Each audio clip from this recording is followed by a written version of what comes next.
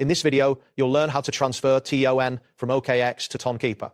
By following these steps, you'll successfully move your crypto country from one wallet to another, ensuring that your assets are securely managed. Begin by opening the Tonkeeper wallet on your device. Once the app is launched, look for the option labeled Receive and tap on it. After tapping, you will see various cryptocurrency options.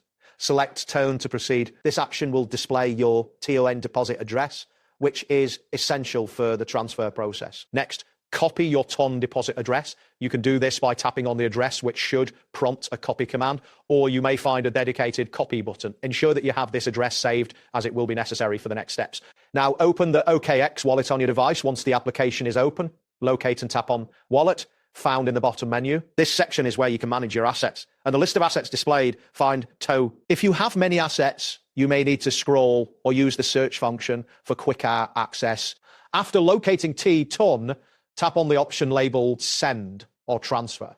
This will allow you to initiate the transfer process. You will now be prompted to enter the transfer details. Paste the previously copied Tonkeeper TON address into the designated field. Make sure to double check that the address is correct, as any errors could result in the loss of your funds. Next, enter the amount of TON you wish to send.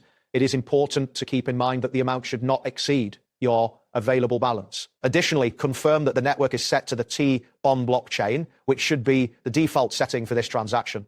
This confirmation ensures that your transfer is processed correctly. Before finalizing the transaction, double check the address, network, and amount. Ensuring accuracy is crucial to avoid any mistakes. Once you have verified all details, tap on Confirm to proceed. At this stage, you may be required to complete two-factor authentication or 2FA, which could involve an email or SMS verification. Follow the prompts to complete this security step. That wraps up today's guide.